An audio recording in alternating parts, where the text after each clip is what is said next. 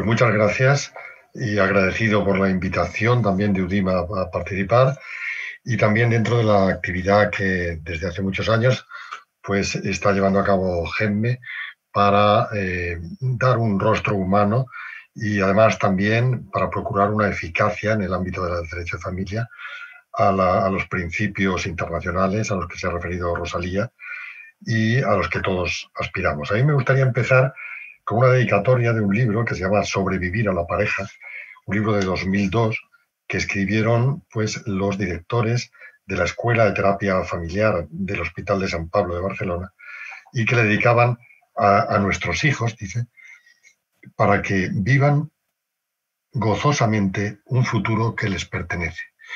Yo creo que a mí me impactó mucho este libro porque son la casuística que llegaba en estas materias. Entonces, estamos hablando del 2002, creo que es importante pensar siempre en los niños. Y yo incluso he propuesto que en las demandas de familia pues se pongan las fotografías en la primera página para que los jueces podamos mirar a los ojos de esos niños para los que estamos ayudando o condicionando su futuro, ¿no? Creo que esto es importante decirlo al principio. Luego, decir que esta figura surge en un marco social, sociológico muy definido.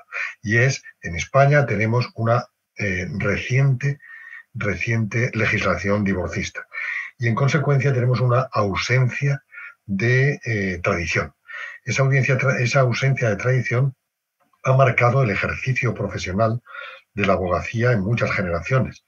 No olvidemos, yo por mi edad lo he conocido, que la jurisdicción de familia no existía.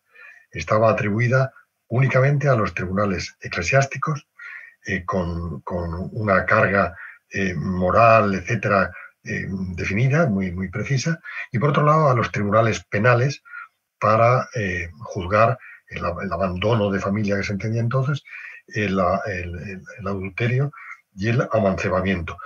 Curiosamente, el mayor número de casos eran de adulterio, que era el que cometía la mujer.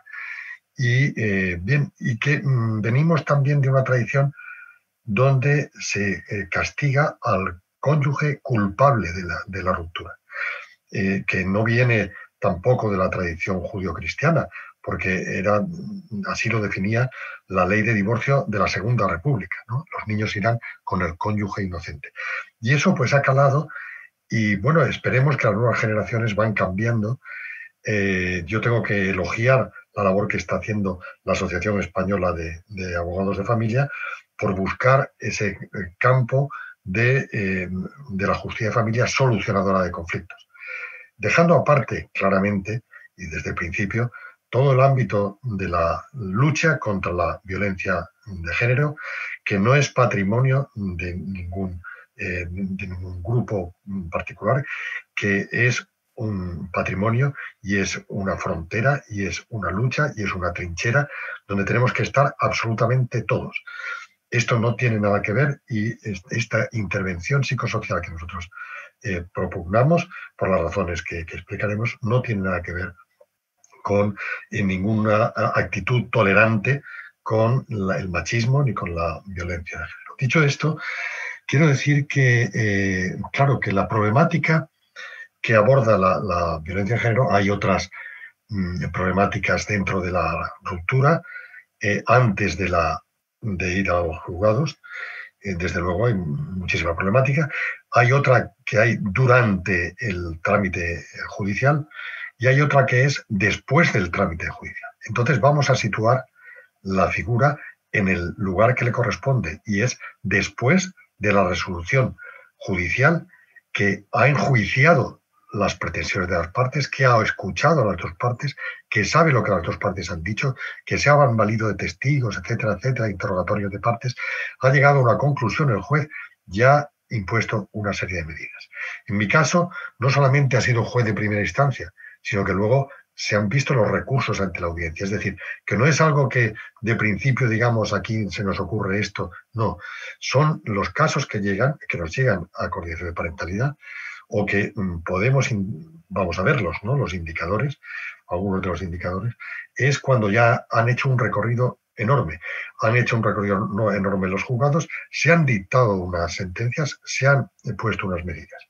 Y tengo que decir otra cosa además, y es que también un ámbito donde estamos imponiendo, estableciendo, derivando, aconsejando esta figura es en las ejecuciones de sentencia, y muchas de estas sentencias provienen de convenios reguladores.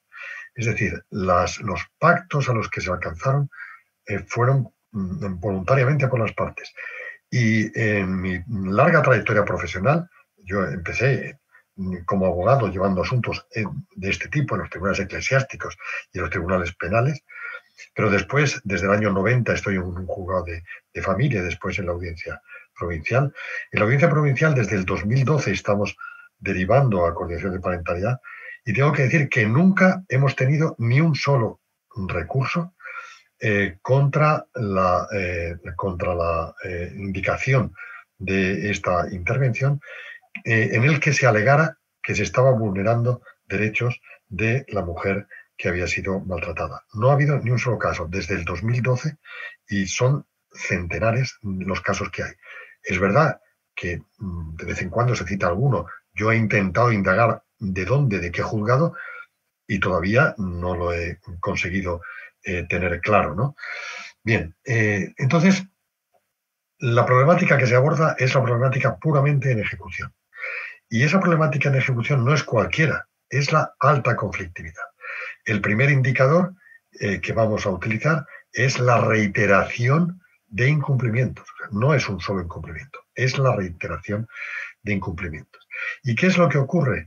Porque hay muchos que dicen, bueno, pues no están los equipos psicosociales. Efectivamente, yo he de decir que una de las mayores frustraciones que como juez he tenido es que las sentencias que se han dictado en esta materia hay un 10, un 15% que no se cumplen, y no se cumplen, nadie sabe por qué.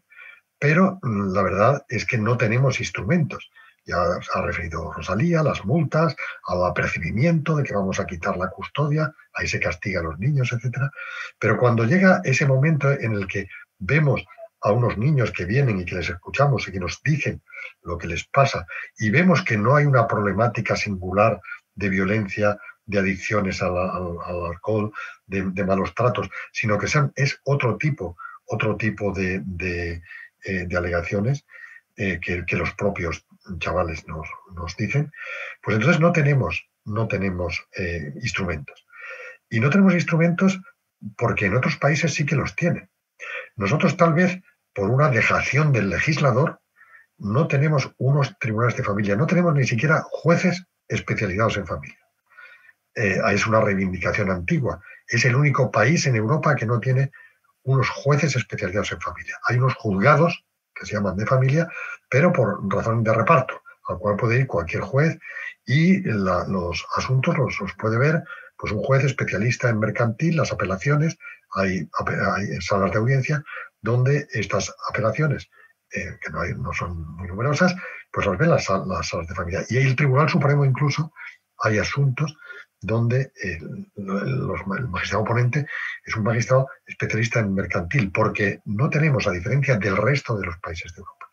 Pero es que tampoco tenemos medios, nos dicen los equipos psicosociales.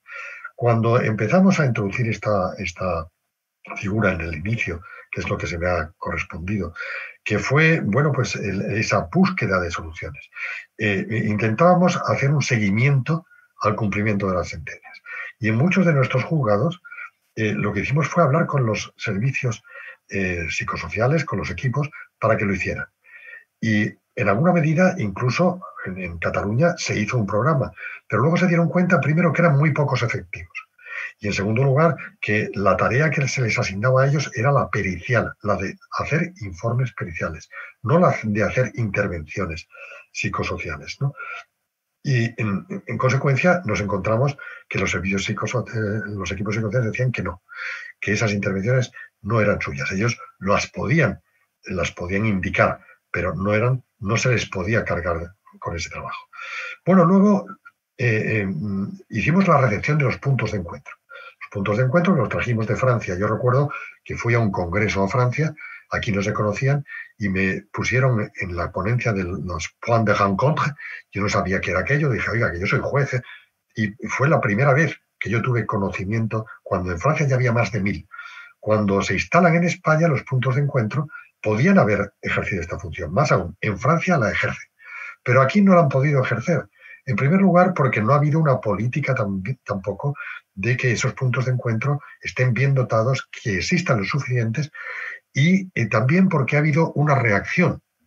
Tengan en cuenta que cuando se regulan por una orden de la Consejería de Bienestar Social los puntos de encuentro en Barcelona, se les exige que los técnicos que trabajan en ellos, en absoluto, se comprometan a no utilizar metodologías de mediación.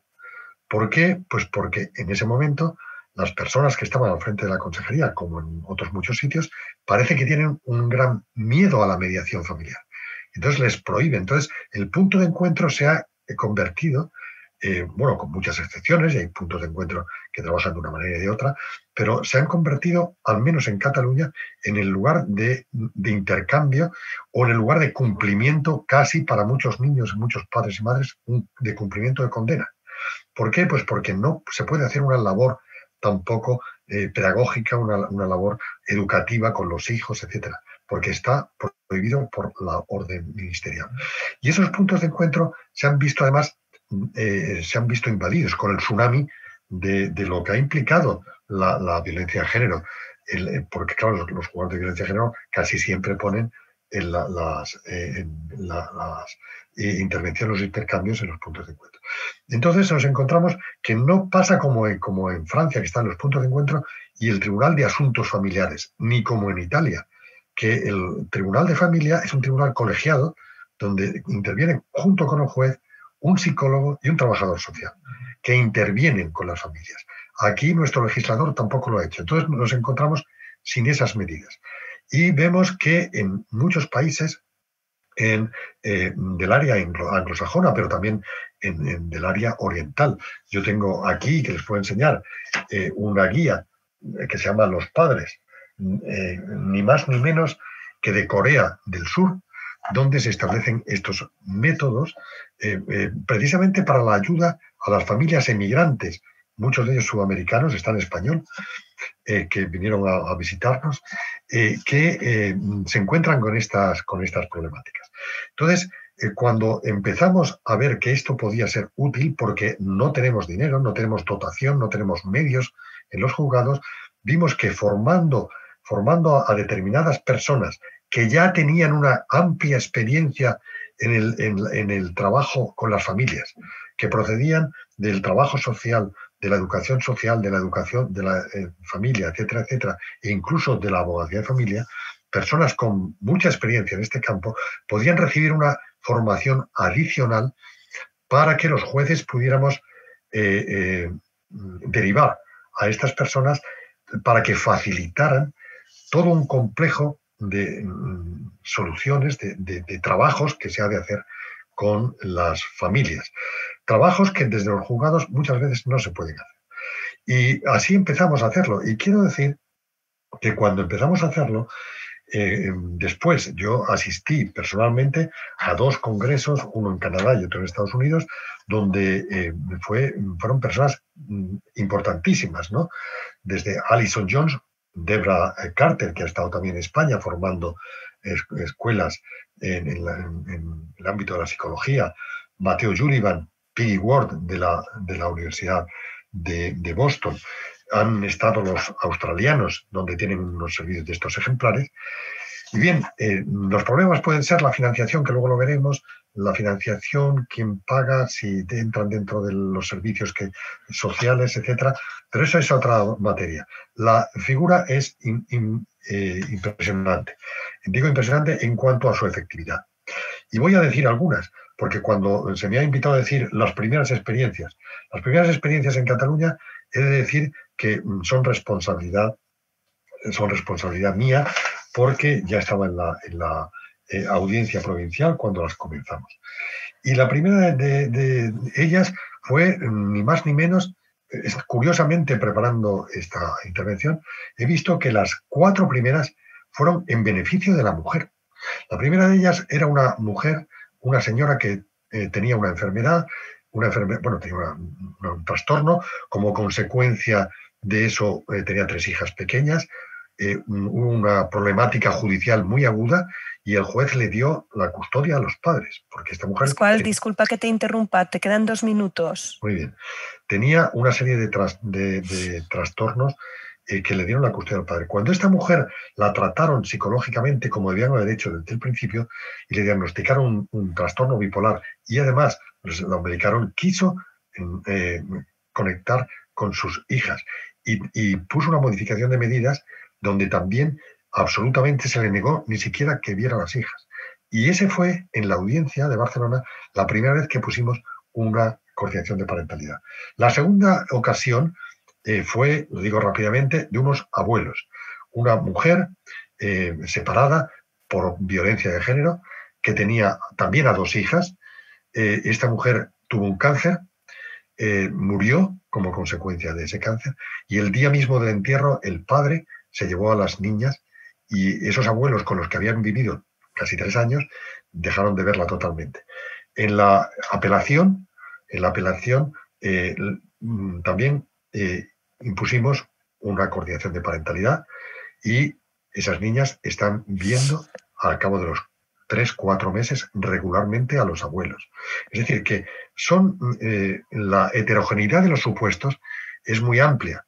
Hemos escrito muchas cosas. Cuando alguien critica, digo, hay ya una amplia literatura, hay tesis doctorales y hay cantidad de estudios hechos sobre la materia y sobre las experiencias que hemos tenido. Así que yo lo que ruego es que los lean antes de decir, oiga, esto es un artilugio que se han inventado aquí para traer no sé qué, para castigar a la mujer. No, señor. La mayoría, yo tengo ahora un artículo, 25 casos de coordinación de parentalidad donde se ha favorecido a la mujer.